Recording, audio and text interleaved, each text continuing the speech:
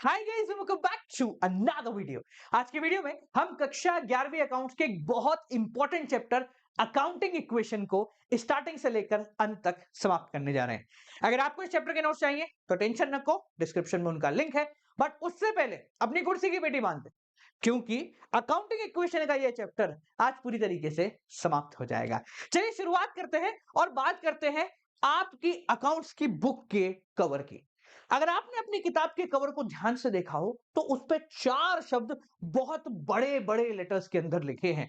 वो 4 शब्द हैं डबल एंट्री बुक कीपिंग। क्या आपने कभी सोचा है इस लाइन का मतलब क्या होता है?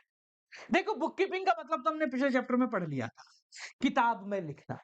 पर ये जो डबल एंट्री है ना, ये अकाउंटिंग इक्वेशन के पूरे सार को 2 शब्दों में डिफाइन कर रही है। डबल एंट्री का मतलब है कि अकाउंट्स के अंदर होने वाले किसी भी कृत्य को या किसी भी ट्रांजैक्शन का एटलीस्ट 2 जगह इफेक्ट आता है।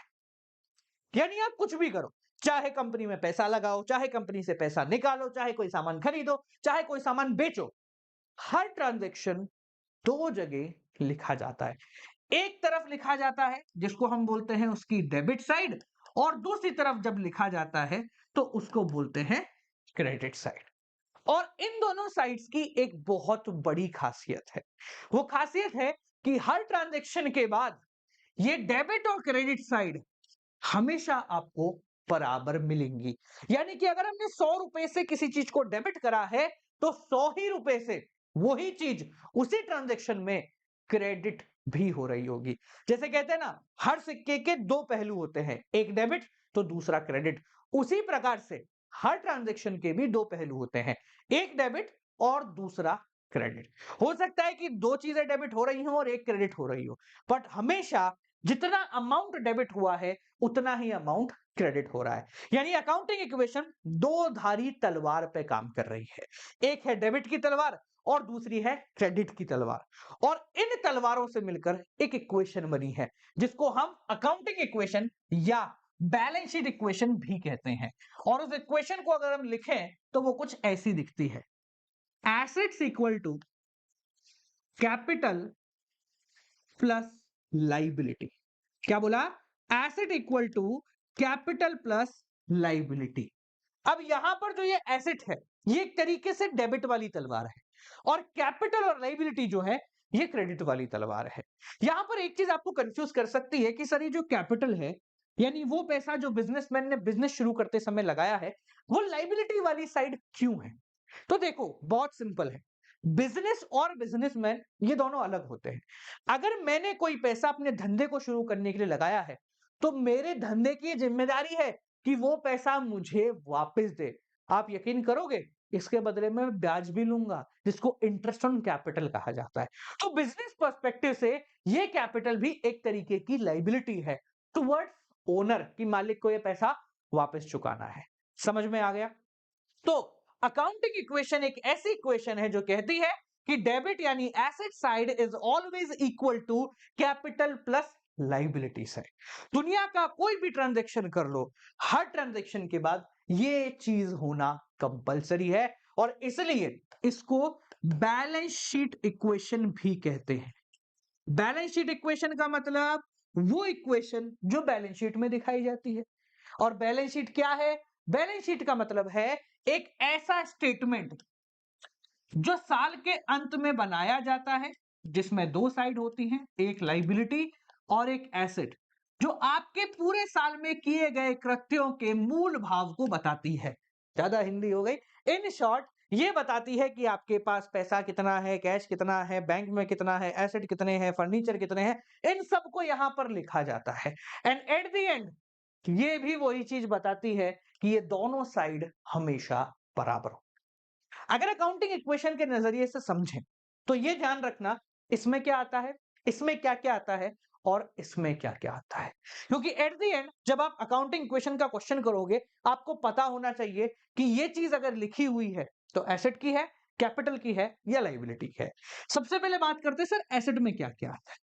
तो एसेट का मतलब वो सारी चीजें जो एक तरीके से आपको ताकत दे रही हैं। जैसे आपके पास पड़ा हुआ कैश, आपके पास पड़ा हुआ बैंक का बैलेंस, आपके पास पड़ा हुआ फर्नीचर, मशीनरी, बिल्डिंग या कोई और एसेट। साथ साथ में अगर आपने किसी को उधार में सामान बेचा है तो वो आपको पैसे लाके देगा, यानी कि आपका डेटर वो भी इसी के अंदर आता है। अकाउंटिंग इक्वेशन के अंदर अगर हम कोई सामान खरीदते हैं या कोई सामान बेचते हैं तो उसको सेल या परचेज के नाम से नहीं दिखाया जाता, उसको हमेशा स्टॉक के नाम से दिखाया जाता है। स्टॉक मतलब वो सामान जो कि हमने बेचने के लिए रखा हुआ है। अगर लाइबिलिटीज के नजरिए से बात करें तो लाइबिलिटीज में आता है वो सारी जिम्मेदारी कि हमें पैसा चुकाना है। जैसे अगर आपने कहीं से लोन ले लिया है तो लोन के बदले अगर आपको इंटरेस्ट चुकाना है, तो आपने कोई बिल ले लिया है, आपने किसी से उधार में सामान खरीद दिया है, ये सारी की सारी चीजें आपकी लाइबिलिटीज में आती है। और अकाउंटिंग इक्वेशन के ही नजरिए से अगर हम कैपिटल को पकड़े तो ये सबसे ज्यादा गलती कराता है। कैपिटल का सिंपल भाषा में क्या मतलब है? वो पैसा या वो पैसे से रिलेटेड चीज जो मालिक ने बिजनेस शुरू करते समय लगाई है। पर अकाउंटिंग इक्वेशन में कैपिटल का मतलब इससे थोड़ा सा और ज्यादा है। कुछ और चीजें भी होती हैं जिनका एडजस्टमेंट डायरेक्टली हम कैपिटल से ही करते हैं। फॉर एग्जाम्पल, अगर कभी कोई ड्राइंग की गई तो वो कैपिटल से ही एडजस्ट होगी। जैसे मान लो कि मैं मालिक हूं, 2,000 रुपए गले में से पर्सनल यूज के लिए निकाल लिए। मैंने क्या करे, 2,000 रुपए की ड्राइंग कर ली। कहां से? कैश से। तो ये ट्रांजैक्शन करने की वजह से क्या होगा? अकाउंटिंग इक्वेशन में मेरा कैश कम हो जाएगा और मेरे कैपिटल में से 2,000 रुपए कम हो जाएंगे। यानी जब भी हम ड्राइंग करते हैं वो इसी के अंदर शो की जाती है। इसके साथ साथ अगर आपको किसी चीज की वजह से कोई लॉस हुआ, जैसे मान लो रेंट आपने दिया है, सैलरी आपने दी है, कोई और पैसा आपने दिया है, तो वो कैश के साथ साथ आपकी कैपिटल में शो किया जाएगा।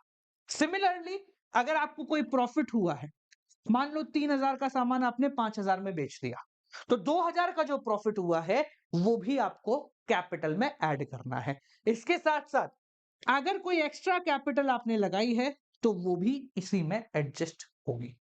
समझ में आ गया? क्लियर हो गया? आसान है। चलो अब हम कुछ पहले तो ट्रांजैक्शन करते हैं और समझते हैं कि इनका क्या क्या इफेक्ट पड़ रहा है। ठीक है, चलो सबसे पहले पकड़ते हैं ट्रांजैक्शन। मान लो मैं हूं और मैंने स्टार्ट किया है अपना business, started business with cash. अभी अपन बहुत सिंपल चीज देख रहे हैं, 10,000, जिसमें सिर्फ ये समझ रहे हैं कि इसका इफेक्ट कैसे आ रहा है और किस प्रकार से अकाउंटिंग इक्वेशन बराबर हो। अगर मैंने अपना धंधा शुरू किया है कैश से, तो देखो धंधा शुरू करना, पैसे लगा के इसको बोलते हैं कैपिटल, और कैश आपने लगाया है तो ये हो गया आपका एसेट। तो अगर अकाउंटिंग इक्वेशन की बात करें तो देखो एसेट में 10,000 रुपए बढ़ गए, सिमिलरली कैपिटल प्लस लाइबिलिटी में भी 10,000 रुपए का इंक्रीमेंट आ गया। ये दोनों 10,000 बराबर है। तो चाहे कोई भी ट्रांजैक्शन कर लो, ये 10,000 रुपए का ट्रांजैक्शन हो, 20,000 का हो या 10 करोड़ का हो, हमेशा assets equal to capital plus liability होगा ही होगा।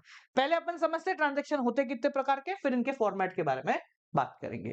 ट्रांजैक्शन कई सारी साइड्स को अफेक्ट कर सकते हो सकता है assets equal to capital plus liability में ऐसा ट्रांजैक्शन हो जो इस पे और इस पे दोनों पे फर्क डाल रहा हो।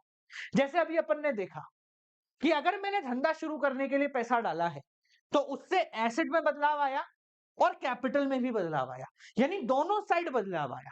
तो इसको हम कहते हैं the transaction affecting opposite side. इधर भी चेंज और इधर भी चेंज। वो चेंज कैसा भी हो सकता है। एक चेंज तो अपन ने देखा, देखो कि एसेट्स इंक्रीज हुए और कैपिटल भी इंक्रीज हुई। कब? जब कैपिटल हमने इन्वेस्ट करी है। ठीक है, मान लो मैंने कहा कि भाई ड्राइंग कर ली, मैंने पैसा बाहर निकाल लिया 2,000, ये 10,000 लगाए थे ना, इनमें से 2,000 रुपए वापस निकाल, तो क्या होगा? Assets equal to capital plus liability में एसेट में से 2,000 चले जाएंगे और कैपिटल में से भी 2000 चले जाएंगे। तो ऐसा भी ट्रांजैक्शन हो सकता है जहां एसेट कम हो गया और कैपिटल आपकी कम हो गई। समझ में आया? किसी को पैसा देना था, आपने दे दिया, पेड कर दिया, तो पेमेंट करी तो कैश खत्म हो गया और जो आपकी लाइबिलिटी थी वो खत्म हो गई।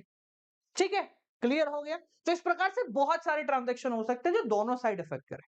ऐसे भी ट्रांजैक्शन होते हैं जो सिर्फ एक ही साइड को इफेक्ट डाल रहे हैं, जैसे एसेट एसेट में कुछ बढ़ भी गया और कुछ कम भी हो गया। जैसे मान लो हम एक ट्रांजैक्शन लेते हैं कि परचेज हमने किया गुड्स इन कैश, हमने कैश में कोई सामान खरीद लिया, तो देखो क्या होगा, कैश बढ़ेगा और स्टॉक कम हो जाएगा। तो ये बढ़ा, ये कम हो गया, बाकी दोनों को कोई इफेक्ट नहीं पड़ा। समझ में आ गया? तो ये सिंगल साइड इफेक्ट होने वाले ट्रांजैक्शन है कि भैया कैश इंक्रीज हुआ और आपका स्टॉक कम हो गया। क्लियर है? समझ में आ गया? तो ये दो अलग अलग प्रकार के आपके ट्रांजैक्शन होते हैं। ऐसे भी ट्रांजैक्शन होते हैं जो दो नहीं, दो से ज्यादा साइड इफेक्ट डाले। फॉर एग्जाम्पल अपन यह नॉर्मल लिखते हैं, asset is equal to capital plus liability. Transaction देखना और फिर अपने हिसाब से बताना कि क्या हो सकता है। Sales of 10,000 made in cash of good cost price 8,000 रुपए। सादा भाषा में 8,000 का माल 10,000 में बेच डाला, 2,000 का फायदा। तो देखो क्या होगा, लॉजिकली अगर अपन चले तो 8,000 का माल 10,000 में बेच डाला, तो मैंने जब बेचा है तो मेरे पास 10,000 रुपए आ गए, तो कैश में 10,000 बढ़ गए, बोलो हाँ। ठीक है, सामान गया मेरे पास से, तो सामान को मैंने बताया आप किस नाम से लिखोगे, स्टॉक के नाम से। मेरी जेब से सामान चला गया तो मैं उसको क्या कर रहा हूं, माइनस कर रहा हूं। कितने का सामान गया, 8,000 का। 8,000 का सामान लेस हुआ, 10,000 का कैश जुड़ा, प्रॉफिट कितने का हो गया, 2,000 का जो आपने कैपिटल में लिखा। अब इस ट्रांजैक्शन से देखो ये और ये साइड बराबर हो गई क्या ऑटोमेटिकली, +10 -8, 2,000 और इधर भी 2,000 ही। तो चाहे कोई भी ट्रांजैक्शन हो, ये दोनों साइड हमेशा बराबर ही होती है। क्लियर हो गया? अब अपन जो ये लिख रहे हैं इसको ऐसे तो लिख नहीं सकते, इसके लिए कोई फॉर्मेट होना जरूरी है। तो हम बनाते हैं अब एक प्यारा सा फॉर्मेट जो कि आपको समझाएगा कि कैसे अकाउंटिंग इक्वेशन करनी है। और अब की बार मैं फॉर्मेट बनाने के साथ साथ क्वेश्चन भी करूंगा। और अपन यहां पर समझते हैं कि आपकी जो सबसे बड़ी गलती होती है ना अकाउंटिंग इक्वेशन में, जो कि भाई टोटल कैसे होगा, उस गलती को अपन यूं सॉर्ट कर देंगे, कभी कैलकुलेशन करने की जरूरत ही नहीं पड़ेगी। ठीक है, चलो देखो। तो अकाउंटिंग इक्वेशन का जो फॉर्मेट बनता है, इसके अंदर किसी भी प्रकार की कोई डेट नहीं मेंशन होती है, क्योंकि भाई ये इक्वेशन एक ही दिन बनाई जाती है। ठीक है, मेरे फॉर्मेट थोड़े से टेढ़े हो सकते हैं पर बुरा मत मानना, है ना। देखो यहां पर लिखा जाता है एसेट, यहां पर लिखा जाता है कैपिटल प्लस लाइबिलिटी। ठीक है, एक छोटा सा और बॉक्स बनता है जो इंडिविजुअल एसेट्स को डिनोट करता है कि कौन कौन से एसेट हमारे पास हैं। मैं यहां पर इसको थोड़ा सा हटा देता हूं तो वो थोड़ा बेहतर लगेगा। ठीक है ना, लो हट जा भैया, लो अब ठीक है। अब देखो ये एसेट साइड, ये लाइबिलिटी साइड, और यहां पर एक पर्टिकुलर का कॉलम बनता है। वो पर्टिकुलर का कॉलम बताता है कि क्या ट्रांजैक्शन है। अब अपने पास ना तो इतनी बड़ी जगह है, और दूसरी चीज हमने यहां पर ट्रांजैक्शन लिखे हुए हैं। अगर आपको नहीं दिख रहा अपनी क्वालिटी बढ़ा लेना स्क्रीन की। ठीक है, तो हम इसी चीज को यहां पर लिखते हैं। तो हम लिखने की जगह बस नंबर डाल देंगे 1 2 3 और आप समझ जाएंगे क्या हो रहा है। ठीक है, तो हमारे सामने एक पूरा क्वेश्चन है, इसमें ऑन एन एवरेज करीब 8 एलिमेंट है। कितने हैं, 8 अलग अलग ट्रांजेक्शन है।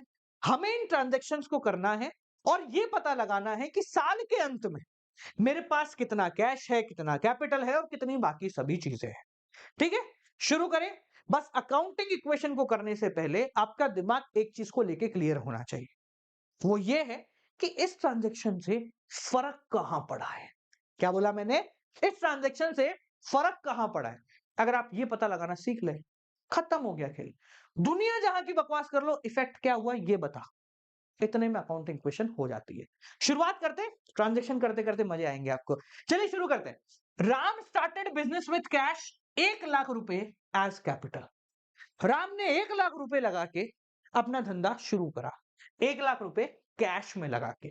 तो हम क्या लिखते हैं, यहां लिखते हैं नंबर 1। अब आपके पास ट्रांजेक्शन लिखने की जगह होगी तो यहां वो पूरा जो वहां पर लिखा हुआ है उस पूरे को आप यहां पर वापस लिख देंगे, ठीक है ना।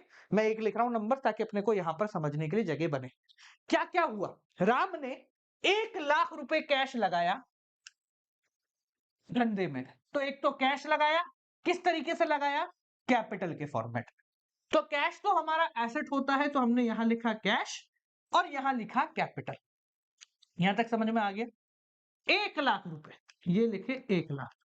बहुत क्लियर लिख रहा हूं मैं ताकि कोई दिक्कत ना हो। 1 लाख समझ में आ गया। अब देखो, ये ट्रांजेक्शन करने के बाद क्या आप इजीली कह सकते हैं कि दोनों साइड बराबर हैं? ये 1 लाख, ये 1 लाख, दोनों इक्वल है। जब तक हमारी दोनों साइड बराबर चल रही हैं, तब तक हमने कोई बड़ी गलती तो नहीं करी है। तो हमें हर ट्रांजेक्शन के बाद ये चेक करना है कि क्या हमारी दोनों साइड बराबर है या नहीं है। और ये चेक करना इतना आसान है जितना आप सोच भी नहीं सकते। दूसरा ट्रांजेक्शन करते हैं और मतलब समझते हैं। दूसरा ट्रांजेक्शन मैंने थोड़ा सा टेढ़ा लिया है। टेढ़ा इसलिए लिया है ताकि आप समझ पाओ कि मेन मकसद यानी फर्क क्या पड़ रहा है।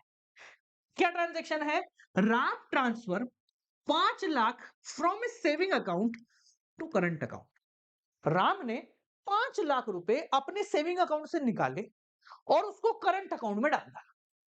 देखो सिंपल समझना, सेविंग अकाउंट होता है पर्सनल अकाउंट, धंधे का, बिजनेस का नहीं होता है। जबकि जो एक करंट अकाउंट है ये बिजनेस है। तो बात की गहराई बस इतनी है कि उसने 5 लाख रुपए और निकाले और बिजनेस में लगा डाले। यानी सिंपल भाषा में उसने 5 लाख रुपए एज कैपिटल बैंक में डाल दिए। उसने अपने सेविंग अकाउंट से निकाल के करंट में डाल दी। यानी इन सिंपल अपने पर्सनल 5 लाख रुपए बिजनेस को दे दिए हैं। तो ये भी कैपिटल का ही तरीका है, बस फर्क है कि यहां कैश नहीं, कैश के साथ साथ बैंक में डाला है। तो हम यहां लिखेंगे ट्रांजैक्शन नंबर 2, कैश में कुछ नहीं है तो कैश 0, बैंक में डाले हैं 5 लाख रुपए और कैपिटल के फॉर्मेट में डाले हैं तो यहां कैपिटल भी कितनी हो गई, 5 लाख। यहां तक कोई दिक्कत? 5 लाख 5 लाख बराबर, नो प्रॉब्लम। अब यहां एक दूसरी चीज करा रहा हूं, ध्यान से समझ लेना, ये शायद आपने नहीं करी हो। हम दूसरे ट्रांजैक्शन के बाद हर ट्रांजैक्शन के लिए पहले बनाएंगे एक एनई। एनई का मतलब होता है न्यू इक्वेशन। न्यू इक्वेशन क्या है, आपके सारे बैलेंसेस को यहां लिख दो। जैसे कैश आया 1 लाख, बैंक पड़ा है 5 लाख और कैपिटल पड़ी है 6 लाख। इससे क्या होगा सर, इससे दो चीजें होंगी। पहली, आपकी कैलकुलेशन चेक करो बराबर है।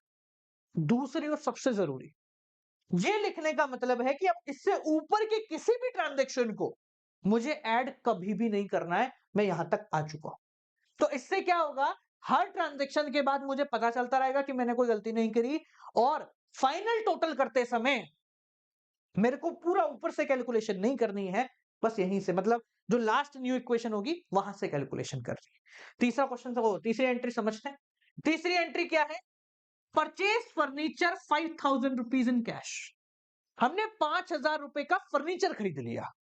अब देखो फर्नीचर क्या होता है, पीछे है एसेट्स में, एसेट एसेट एसेट, फर्नीचर एक एसेट है। कैश में खरीदा है वो भी एसेट है। तो आपने जब फर्नीचर खरीदा कैश में तो क्या हुआ होगा, इधर आजा भैया, कहां गया, इधर आ।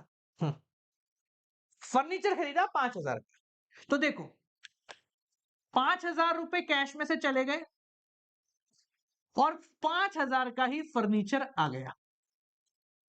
बैंक में कुछ भी नहीं हुआ, बैंक में 0, यहां लिख दिया 5,000। ट्रांजेक्शन नंबर 3, मुझे बताओ कोई दिक्कत है क्या?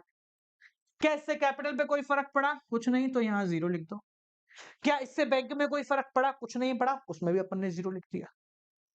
-5 + 5 = 0, ट्रांजैक्शन अभी भी क्या है, बराबर है। वापस से वही करेंगे, थोड़ा लंबा प्रोसेस मैं मानता हूं इसको कि आपका है, बट इससे गलती कभी भी नहीं होगी। 100% सक्सेस रेट के आसपास आप पहुंच जाओगे। देखो वापस बनाए न्यू इक्वेशन, 1 लाख में से 5 गए तो ये आया 95,000, ये 5 लाख का 5 लाख, ये 5,000, ठीक है, और ये एज इट इज 6 लाख पे ही पड़ा। अब मुझे यहां पर कैलकुलेट नहीं करना है कि दोनों बराबर है क्या, ये ऑटोमेटिकली बराबर होंगे, क्योंकि इससे पहली इक्वेशन में बराबर थे, उसके बाद मैंने चेंज बराबर का ही किया है। क्वेश्चन नंबर 4 क्या कह रहा है, परचेज गुड्स वर्थ 2,000 रुपए इन कैश। 2,000 का सामान खरीदा है कैश में, कैश में 2,000 का सामान खरीदा, कैश चला गया 2,000 का। जब भी सामान खरीदेंगे, गुड्स खरीदेंगे या बेचेंगे, स्टॉक के नाम से लिखेंगे। बैंक में कोई चेंज नहीं, फर्नीचर में कोई चेंज नहीं, इसमें 2,000, कैपिटल में कोई चेंज नहीं। अगेन लाइन खींची, नहीं खींची, वापस खींची, लो अगेन लाइन खींची, अरे फिर नहीं खींची, रुक जा रे, मजे मत लो, यहां से खींचेंगे। लाइन खींची, सही खींची, अभी तक सही खींची, सही खींची, सही खींची, सही खींची, सही खींची, ठीक है। -2,000 + 2,000 0, इक्वेशन बराबर है, न्यू इक्वेशन लिखो, बैलेंस करने की कोई जरूरत नहीं। कितना हो गया ये, 93,000, 5 लाख, 5,000, 2,000, ठीक है, और ये अभी भी 6 लाख पे ही खड़ा हुआ है, कोई बदलाव इसके अंदर नहीं आया। यहां तक क्लियर है, ऐड करके देख लो, सब कुछ वैसा ही आएगा जैसा होना चाहिए। Next, purchase goods worth 5,000 on credit.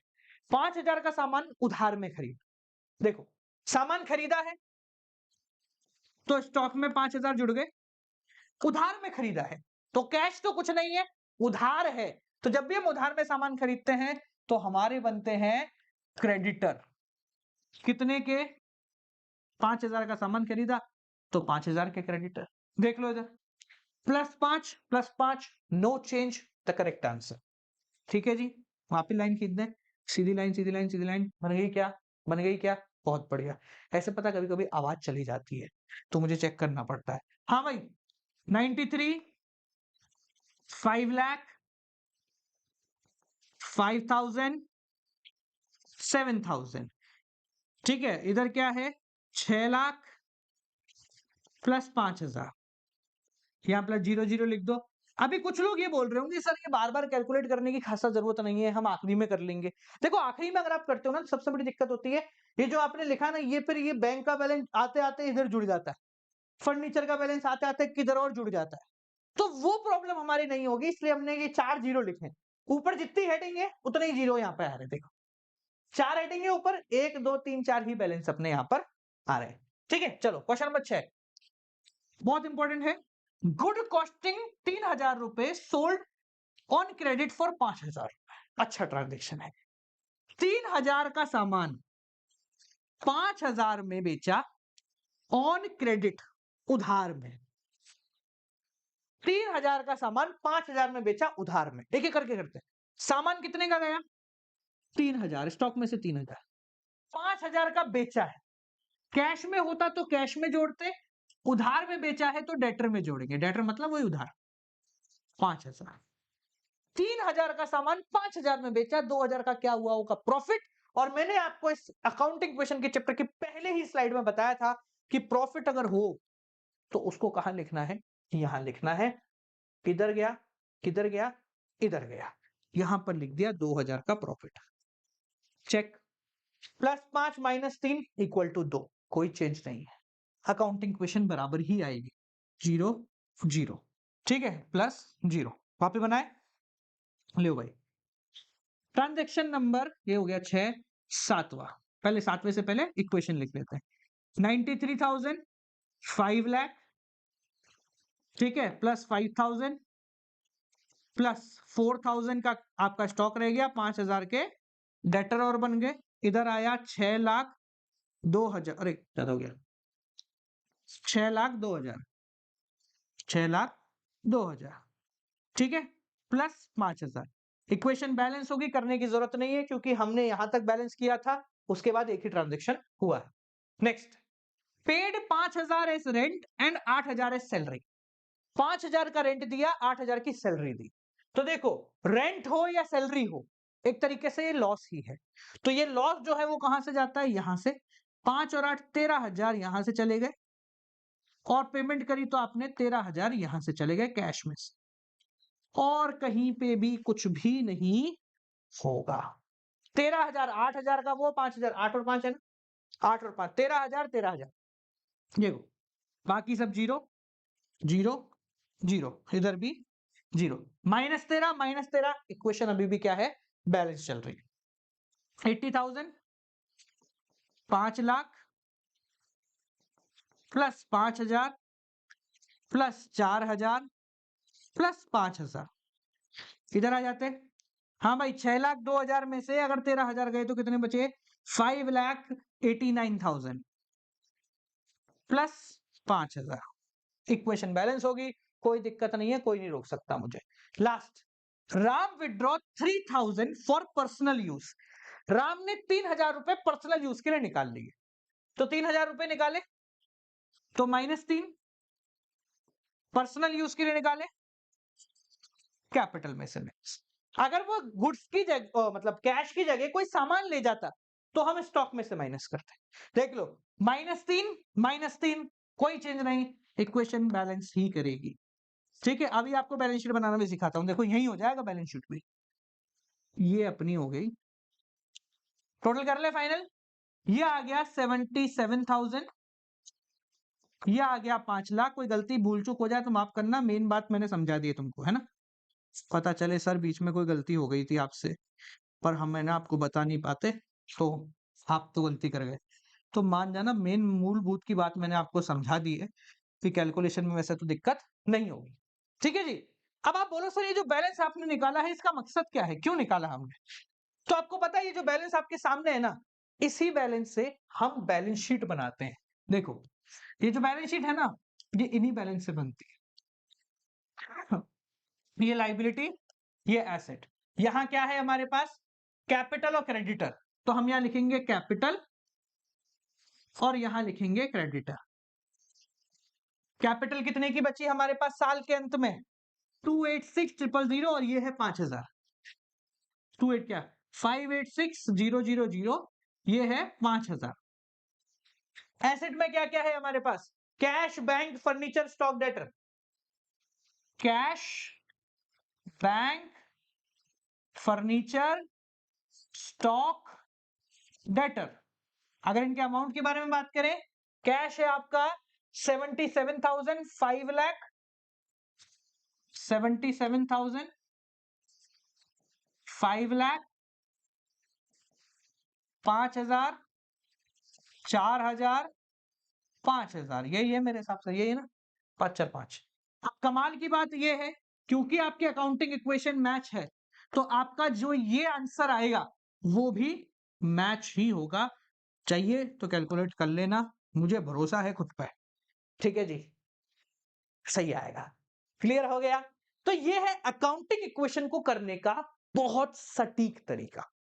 Clear हो गया? इजी है, सिंपल है। पहले अब मैं 2-3 ट्रांजैक्शन समझाता हूं तुम्हें, जो कि अकाउंटिंग इक्वेशन में मुश्किल पड़ती है। देखो, तो बाकी सब तो आप समझ जाओगे इन चीजों से, बट कुछ 3-4 नाम ऐसे हैं जो आपको प्रॉब्लम देते हैं। जैसे आपके सामने आ गया outstanding salary, prepaid salary, unearned interest, accrued interest, कुछ इस प्रकार की चीजें आ गई, तो आप उसको अकाउंटिंग क्वेश्चन में कैसे करो? सबसे पहले समझते हैं आउटस्टैंडिंग एक्सपेंस। आउटस्टैंडिंग एक्सपेंस का मतलब, ये आउटस्टैंडिंग है ना, इसका मतलब है देना था पर नहीं दिया। क्या? देना था पर नहीं दिया। जैसे आउटस्टैंडिंग सैलरी, मुझे सैलरी देनी थी पर मैंने नहीं दिया। अब देखो इसका अकाउंटिंग इक्वेशन में क्या होगा, जैसे आपको क्वेश्चन में आ गया आउटस्टैंडिंग सैलरी 10,000, तो आप क्या करेंगे? देनी थी पर नहीं दी, नहीं दी, इसलिए आप लाइबिलिटी में इसको जोड़ दोगे, आपकी जिम्मेदारी आपको देना आउटस्टैंडिंग के नाम से। और क्योंकि सैलरी है, देनी पड़ती है, लॉस होता है, तो इसलिए हम इसको कहां लिख देंगे? कैपिटल में माइनस कर देंगे। लाइबिलिटी में जोड़ेंगे, कैपिटल माइनस करेंगे, अकाउंटिंग इक्वेशन बैलेंस। दूसरी प्रकार की होती है प्रीपेड एक्सपेंस। कोई बिरला है, मतलब कोई बढ़िया आदमी है जिसने एडवांस में सैलरी दे दी, एडवांस में दे दी सारी पेमेंट। जैसे अपन रिचार्ज कराते हैं ना मोबाइल का, तो हमारा रिचार्ज को बोलते हैं प्रीपेड रिचार्ज। प्रीपेड मतलब पहले पैसे दो फिर उसके मजे लो, ठीक है ना। और एक होता है पोस्ट पेड की पहले आप यूज कर लो, उसके बाद जितना बिल आएगा वो दे देना। तो प्रीपेड एक्सपेंस मतलब महीना, अभी अगले महीने सैलरी देनी है, मैंने एडवांस में दे दी। अब जब मैंने एडवांस में सैलरी दे दी तो क्या हुआ, मेरे पास से कैश चला गया, तो कैश में माइनस हो जाएगा। और क्या हुआ, मुझे अगले महीने सैलरी नहीं देनी है, तो ये मेरा एक एसेट बन जाएगा। किस नाम से, प्रीपेड के नाम से। प्रीपेड के नाम से एसेट बढ़ गया। एक और एसेट जैसे अपन ने इधर ऐड किया ना, एसेट कहां गया, ये फर्नीचर स्टॉक, ऐसे यहाँ पे प्रीपेड के नाम से अपन जोड़ देंगे। प्रीपेड सैलरी है तो प्रीपेड सैलरी के नाम से ऐड कर देंगे। देखो एसेट में कम हुआ और एसेट में बढ़ा, अकाउंटिंग इक्वेशन बैलेंस। तीसरा होता है अक्रूड इनकम। अक्रूड इनकम मतलब पैसा आना था पर आया नहीं। क्या आना था पर आया नहीं। आना तो था, आना तो था, तो एक तरीके से ये क्या है, मेरे कैपिटल में ऐड हो जाएगा, क्योंकि मेरे को पैसा मिलने वाला था। जी तारीख आ गई है सब पैसे की, तो मेरे को प्रॉफिट है क्योंकि पैसा आ रहा था। ठीक है, आया नहीं, अभी नहीं आया, आ जाएगा। तो ये मेरा एसेट बन गया कि मेरे को पैसा मिलने वाला है। तो यहां कैपिटल में जोड़ दोगे और एसेट में जोड़ दोगे, किस नाम से, अक्रूड के नाम से। समझ में आ गया क्या, क्लियर हो गया क्या। लास्ट आता है अनअर्न्ड इनकम। नाम है अनअर्न्ड, ऐसा पैसा जो अभी तक कमाया नहीं है और आ गया। क्या कमाया नहीं, यानी बोले तो एडवांस में आ गया, एडवांस में आ गया। जो पैसा अभी तक कमाया नहीं है वो हमें एडवांस में मिल गया, क्या करें साहब, क्योंकि एडवांस में मिला है तो ये मेरी एक लाइबिलिटी है कि मुझे उसके लिए काम करना पड़ेगा। तो लाइबिलिटी बढ़ गई अनअर्न्ड के नाम से, ठीक है। और पैसा मिल गया तो ऑब्वियस सी बात है कैश इंक्रीज हो गया। तो एसेट साइड बढ़ा, लाइबिलिटी साइड बढ़ा, मेरा काम दोनों तरफ क्लियर हो गया, समझ में आ गया। ठीक है, तो ये 3-4 टेढ़े मेढ़े ट्रांजेक्शन जो आपको प्रॉब्लम देते। अब अपन वापस आते हैं अकाउंटिंग इक्वेशन पे और इसी के फॉर्मेट पे। अब इसके फॉर्मेट में एक छोटी सी बारीकी है जो आपको समझना बहुत जरूरी है। उस बारीकी से आपका जो आखिरी टॉपिक है ना, ये क्लियर होता है, जिसको हम बोलते हैं वर्ड प्रॉब्लम। अब वर्ड प्रॉब्लम एक ऐसी चीज है जिससे बच्चे डरते हैं क्योंकि उन्होंने उसको कभी गहराई से नहीं पढ़ा। और आज जो वर्ड प्रॉब्लम तुम्हें करा रहा हूं, इसके बाद तुम भगवान से प्रार्थना करोगे कि हे भगवान, अकाउंटिंग क्वेश्चन बस वर्ड प्रॉब्लम दे जा, मेरा काम बन जाएगा। वर्ड प्रॉब्लम क्या है, सादा भाषा में वर्ड प्रॉब्लम का मतलब होता है जो आपने भी किया है उसको ऐसे नहीं दिखा के वो शब्दों के माया जाल में आपको फंसा के दे दे बस। तो वर्ड प्रॉब्लम को करने के लिए आपको दो टर्म्स में बहुत क्लैरिटी आनी चाहिए। एक टर्म होती है ओपनिंग कैपिटल और दूसरी होती है तुम्हारी क्लोजिंग कैपिटल। दोनों के मतलब अगर आप समझते हो तो वर्ड प्रॉब्लम में आपको कभी दिक्कत नहीं होगी। मैं दोनों का मतलब समझाने से बेहतर आपको दोनों दिखा दे। अगर मैं इस क्वेश्चन के बारे में बात करूं तो ये जो लिखा हुआ है, कलर चेंज करें, ये जो लिखा हुआ है ये कहलाता है ओपनिंग कैपिटल और ये जो आपने निकाला है ये कहलाता है क्लोजिंग कैपिटल। बस इतना ही है। ओपनिंग कैपिटल का मतलब साल की शुरुआत में जो आपके पास कैपिटल थी 1 लाख, फिर आपने पूरे साल उस कैपिटल में कुछ ना कुछ कुछ ना कुछ कुछ ना कुछ कुछ ना कुछ किया, उसके बाद ये कैपिटल अंत होते होते कितनी हो गई, 5,86,000। ओपनिंग कैपिटल ये है, क्लोजिंग कैपिटल ये है। आपसे जो क्वेश्चन में पूछते हैं वो ये बीच का रास्ता है, हाउ, कैसे हुआ है। तो अगर आपको ये समझना है ये कैसे हुआ तो टेंशन लेने की जरूरत नहीं है, आपको पता है, आपको ये पहले से पता है। कहां पता है, अरे अबे क्या कर रहा है? यहां पता है, ये है वो रास्ता। अगर हम ढंग से समझें तो हमने जो क्वेश्चन करा, उस क्वेश्चन में क्या करा? पहले ये 5 लाख जोड़े। कब जोड़े? जब कोई एक्स्ट्रा पैसा आपने लगाया।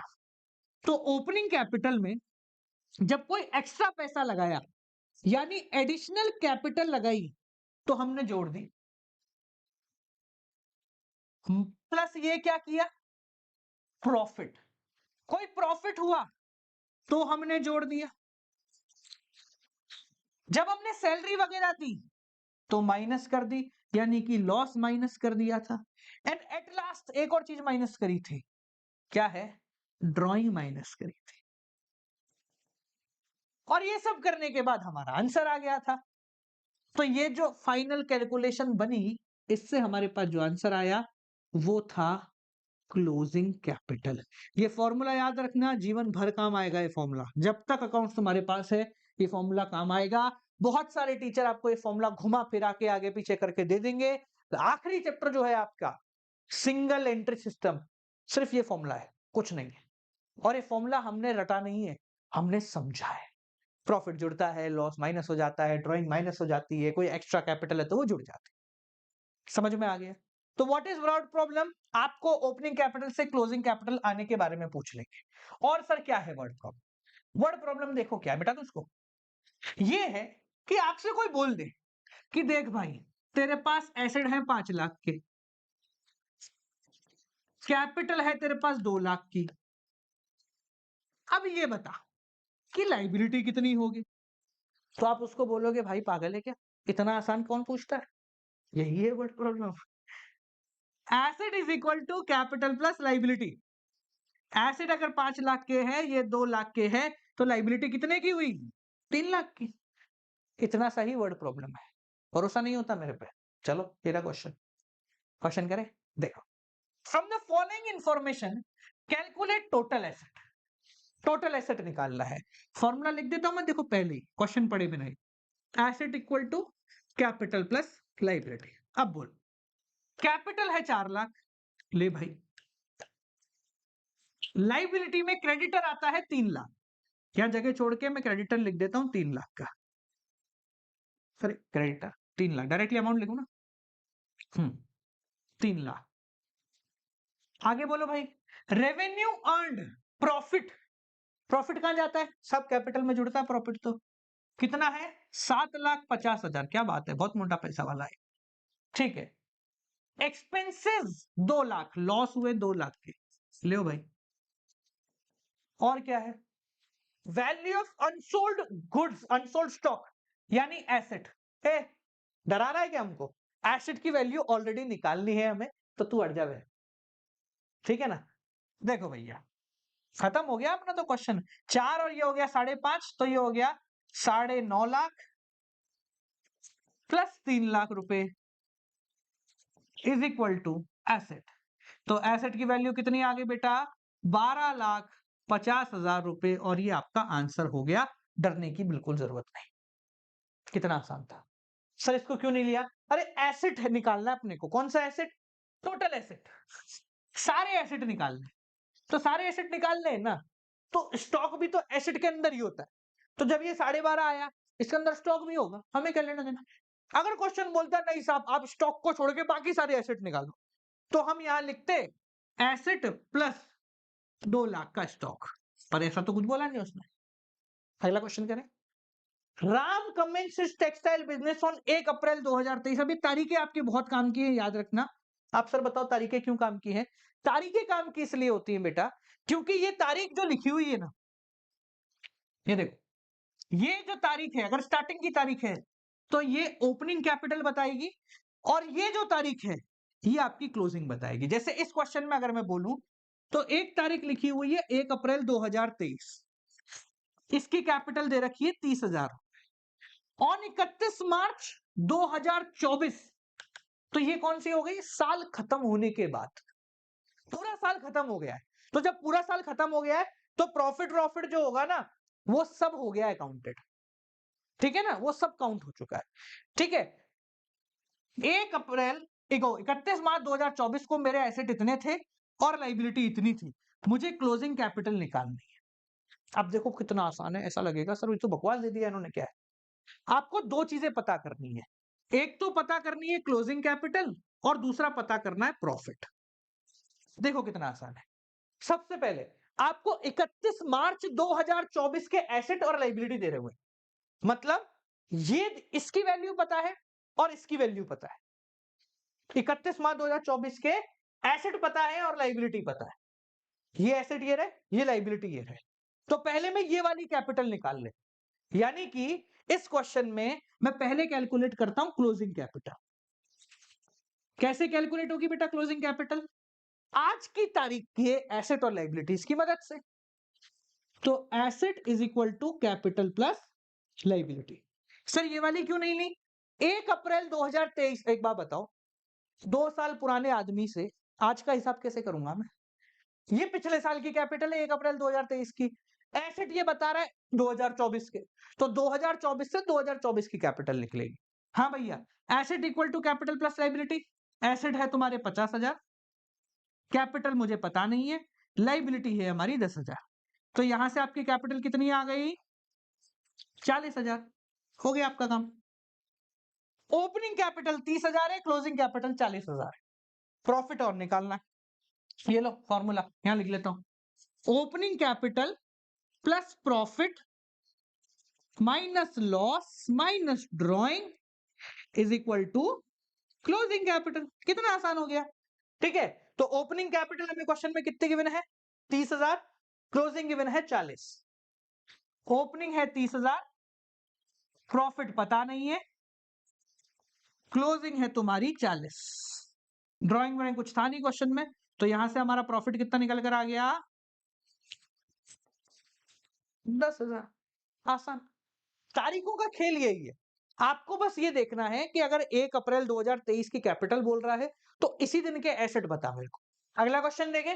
देखो अगला क्वेश्चन क्या है, 31 मार्च 2023 एक बंदा है जिसके, अब देखो क्योंकि तारीख आ गई तो एक चीज अपने को याद रखनी है कि ओपनिंग और क्लोजिंग का लफड़ा पड़ सकता है। तो 31 मार्च 2023 में यहां लिख रहा हूं, 31 मार्च 2023 मेरे टोटल एसेट हैं 2 लाख के और टोटल लाइबिलिटी है 6,000 की। मैं यहीं से निकाल सकता हूं सारा का सारा काम, ठीक है। रुको मैं ना यही निकाल देता हूं।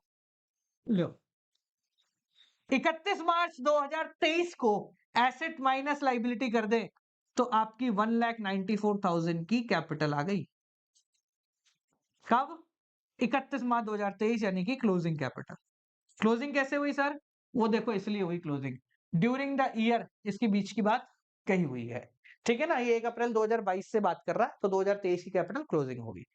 इस साल प्रोपराइटर ने एडिशनल कैपिटल लगाई थी 20,000 रुपए,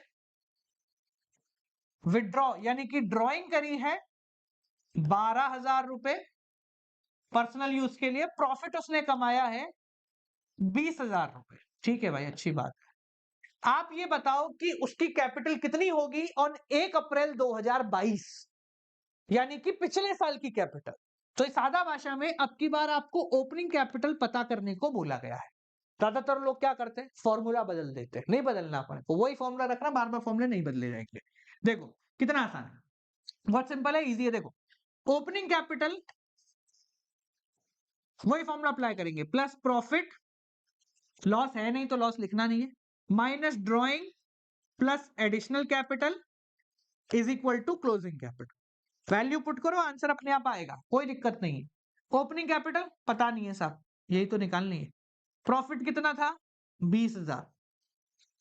ड्रॉइंग कितनी थी? 12,000। एडिशनल कैपिटल कितनी थी? 20,000।